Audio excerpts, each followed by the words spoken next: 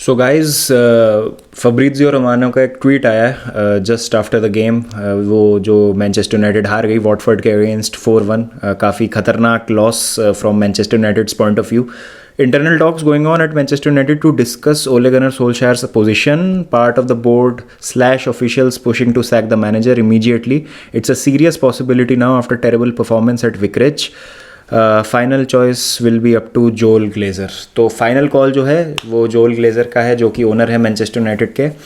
और ये जो है एक 3 मैच का जो दिया था टाइम ओले गनर सोल्शायर को लिवरपूल के बाद, आपको याद हो तो स्पर्स, एटलांटा और मैन सिटी। तो स्पर्स को ज़रूर कन्विंसिंगली हराया था यूनाइटेड ने, लेकिन स्पर्स कितना ज़्यादा डिसरे में थी उस टाइम वो हमको भी पता है। उन्होंने सैक कर दिया नूनो को, एंटोनियो कॉन्टे को लेके आ गए हैं। Things are looking bit better for Spurs now. लेकिन बाकी हम बात करें एटलांटा से लास्ट मिनट में इक्वलाइज़र, मैन सिटी से एकदम ही आउट पे हो जाना, और आज हमने देखा द अनइमेजिनेबल हैज़ हैपेंड। मतलब मुझे लगता है कि ऐसा नहीं था कि वॉटफोर्ड हरा नहीं सकती थी मैनचेस्टर यूनाइटेड को। फुटबॉल है, कुछ भी हो सकता है, लेकिन जिस मैनर में यूनाइटेड आज मैच हारी है, आज 2 टीम्स ने 4 गोल खाए हैं, आर्सेनल ने और मैनचेस्टर यूनाइटेड ने। लेकिन मैं फिर भी बोलूँगा कि आर्सेनल ने जो 4 गोल खाए हैं, मतलब आप देखेंगे तो Manchester United lost 4-1, Arsenal lost 4-0। Margin कम है यूनाइटेड की हार का, लेकिन आर्सेनल की परफॉर्मेंस वाज मच बेटर। मतलब आर्सेनल की परफॉर्मेंसेस में मैं पॉजिटिव्स निकाल सकता हूँ। मैं कहीं ना कहीं क्रिटिसाइज़ तो करूँगा मैं कि 4 गोल खाए उन्होंने, मैं पॉइंट आउट कर सकता हूँ कि ये गलती थी, ये इन्होंने ऐसा किया वैसा किया, लेकिन मैं एक्सपेक्ट नहीं कर रहा था कि आर्सेनल जीतेगी। लेकिन फर्स्ट हाफ की परफॉर्मेंस बहुत अच्छी थी आर्सेनल की, और कहीं ना कहीं लग रहा था कि जिस टैक्टिकल प्लान के साथ आर्सेनल उतरी आज फील्ड में, और जो गेम प्लान लेके आर्टेटा आए हैं, वो एग्जीक्यूट होता दिख रहा है। पोजीशंस में काफ़ी कॉम्पैक्ट थे off the ball. Arsenal set piece से गोल खा लिया पहला, लेकिन उसके बाद भी फेज्ड नहीं लगे सिचुएशन से, और डिसिप्लिन बहुत अच्छा था उनका डिफेंसिवली। राम्सडेल का बहुत अच्छा परफॉर्मेंस था फर्स्ट हाफ में। काउंटर पे ब्रेक पे हिट करने की कोशिश कर रहे थे लिवरपूल को कई बार, उसमें ऑलमोस्ट सक्सेसफुल भी हो रहे थे। तो प्लान था, एक दिख रहा था हमको विजिबल आर्सेनल का गेम प्लान। फॉर वो अनफॉर्चुनेटली आर्सेनल ने सेकंड हाफ में एक खुद की गलती से गोल कंसीड कर लिया, फिर उनके शोल्डर्स ड्रॉप हो गए, और फिर वहाँ से तो पूरा चढ़ी गई लिवरपूल, उन पर ख़त्म ही कर दिया बिल्कुल गेम को। अब यूनाइटेड के गेम की अगर बात करें तो वॉटफोर्ड को इतना अच्छा खेल ही नहीं है। मतलब ऐसा नहीं किया वॉटफोर्ड ने कि बहुत ही मतलब नेक्स्ट लेवल परफॉर्मेंस दिया। वॉटफोर्ड आई और जो उनका बेसिक गेम है उन्होंने वही खेला। वही सिसोको जो ड्राइव करते हैं बॉल को, कीको फेमिने और डेनिस जो उनके विंग बैक्स हैं, वो वाइड से आके चार्ज करेंगे आप पे और आपको तकलीफ में डालेंगे। तो मेरा कहने का मतलब ये है कि वॉटफोर्ड का एक ऐसा स्टैंड आउट प्लेयर नहीं था जिसने आज बेहतरीन या मैजिकल परफॉर्मेंस दे दी कि भैया ये प्लेयर था, इसने जो है मैच एकदम ख़त्म कर दिया मैनचेस्टर यूनाइटेड के लिए। ऐसा तो था नहीं। तो वॉटफोर्ड के सारे प्लेयर्स एज अ यूनिट वो खेल रहे थे, सब लोग बराबर तरीके से इन्वॉल्व थे। डेविड डे गिया ने बचाने की बहुत कोशिश करी है। इस्माइला सार ने पेनल्टी मिस कर दी, जो 2 बार उनको 2 मौके मिले, दोनों बार उन्होंने मिस कर दी। अगर वो स्कोर कर देते तो शायद 5 गोल कंसीड कर देती मैनचेस्टर यूनाइटेड। तो ऐसा कुछ बहुत आउट ऑफ द बॉक्स तो किया नहीं वॉटफोर्ड ने, और उससे आप ऐसा इस तरीके से डोमिनेट हो जाते हो, ह्यूमिलिएट हो जाते हो, जो कि टीम रेलीगेशन जोन में थी मैच चालू हुआ उससे पहले। तो काफ़ी एक मतलब अलार्म बेल्स तो एक छोटा शब्द है, अलार्म बेल्स तो बहुत पहले ही बज गई थी। अब है कि अब नेक्स्ट क्या, अब मतलब अब सैक कर देंगे तो किसको लाएंगे और क्या सीन है। तो यहाँ पर अब 2 ही नाम आते हैं, ब्रेंडन रॉजर्स और जिनेडिन जिडान। और मेरे को लगता है कि पर्सनली अगर मैं एज ऑब्जेक्टिवली करूं और क्या बेटर है लॉन्ग टर्म में यूनाइटेड के लिए, तो आई थिंक जिनेडिन जिडान का अपॉइंटमेंट ज़्यादा बेटर रहेगा ब्रेंडन रॉजर्स से, इन माय ओपिनियन। मुझे ऐसा लगता है क्योंकि वो प्रूवन मैनेजर हैं, टॉप लेवल के मैनेजर हैं। रियल मैड्रिड से 3 back to back Champions League जीती हैं, जो कि कोई आसान काम नहीं है। फिर लोगों ने कहा कि यार रोनाल्डो का बहुत बड़ा हाथ था, जिडान का कुछ नहीं था उसमें, रोनाल्डो ने जिताई है उनको। ठीक है भैया, रोनाल्डो चले गए यूवेंटस, उसके बाद उन्होंने टाइटल जीता जिसमें हज़ार्ड, जिसको रोनाल्डो को रिप्लेस करने के लिए हज़ार्ड लिया था रियल मैड्रिड ने, वो पूरा सीज़न इंजरी की वजह से बाहर थे।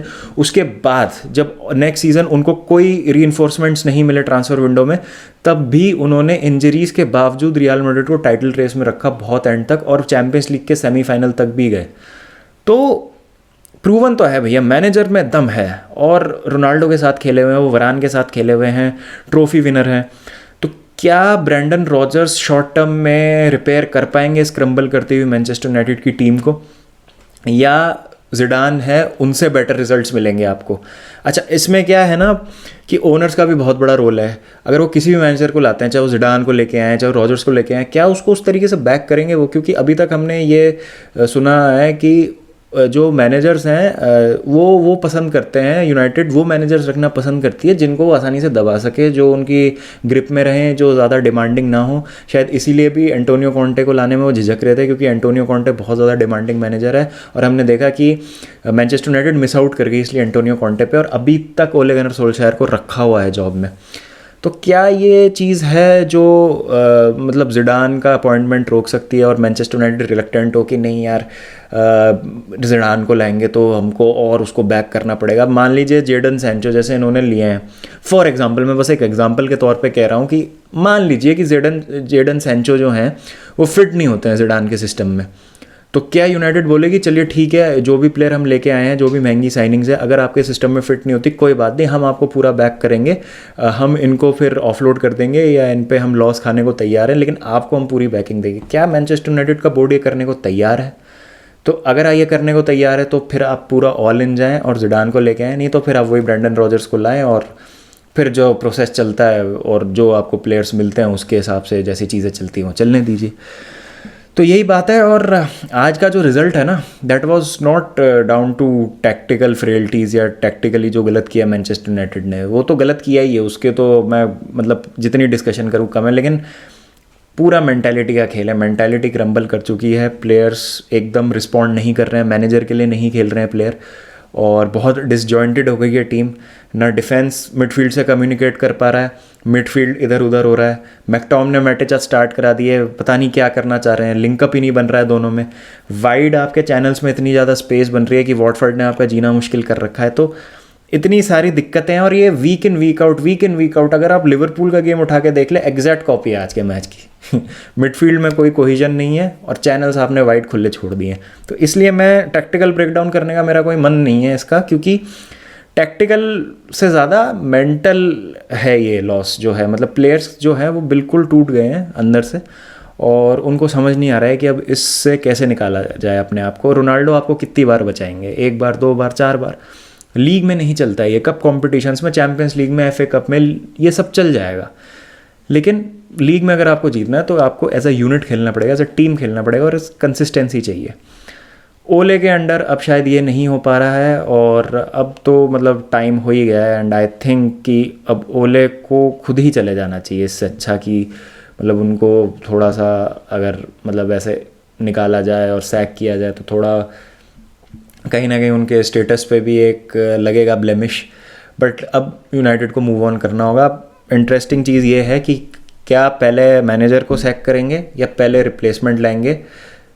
तुरंत मैनेजर को सैक करेंगे कोई पॉइंट नहीं है अगर आपके पास कोई रिप्लेसमेंट लाइंड अप नहीं है, ऐसा मुझे लगता है। तो पहले रिप्लेसमेंट फाइनल कीजिए, क्योंकि अगर आपने पहले ही मैनेजर सैक कर दिया बिना रिप्लेसमेंट फाइनल करे, तो जो आपका वो पीरियड रहेगा जिसमें आपके पास मैनेजर नहीं होगा, तो आप उसमें और पीछे चले जाएंगे और ड्रॉप डाउन करते चले जाएंगे। तो ये एक छोटा सा मेरा रिएक्शन है ओले गनर सोल्शायर और मैनचेस्टर यूनाइटेड की करंट सिचुएशन पे। देखते हैं क्या होता है, क्योंकि अब जो 2 बड़े टफ मैचेस हैं मैनचेस्टर यूनाइटेड के लीग में back to back, they will be playing Chelsea and Arsenal. Arsenal बहुत अच्छी फॉर्म में और Chelsea are at top of the table. तो उससे पहले क्या नया मैनेजर आएगा, और नया मैनेजर आएगा तो क्या उसके पास टाइम है ये सब चीज़ें ठीक करने का? और अब भी सैक कर देते हैं ओले को, और नया मैनेजर इन 2 मैचेस के बाद आता है, तो क्या ये जो टाइम पीरियड है जिसमें ये विलारियल से भी खेलना है इनको, और फिर ये 2 बैक टू बैक इतने टफ प्रीमियर लीग के गेम्स, क्या ये बिना ज़्यादा दिक्कत के निकाल सकते हैं? तो ये कुछ इंटरेस्टिंग चीज़ें हैं जिस पे थोड़ा सा मतलब डिस्कशन करने की या पॉन्डर करने की ज़रूरत हमको। तो ये मेरा एक छोटा सा रिएक्शन था गाइस। लेट मी नो आपको क्या लगता है, कौन नेक्स्ट आना चाहिए, क्या आपका रिएक्शन है इस पर, और किस तरीके से चीज़ें अब ठीक हो सकती हैं मैनचेस्टर यूनाइटेड पे। तो प्लीज़ लेट मी नो। तो मिलेंगे नेक्स्ट वीडियो के साथ, करेंगे राउंड अप इस गेम वीक का। कल बहुत इंटरेस्टिंग मैच है, लीड्स वर्सेस टॉटनहम हॉटस्पर, तो देखेंगे उसमें क्या होता है। तो गाइस जब तक अपना ध्यान रखें, take care and peace out.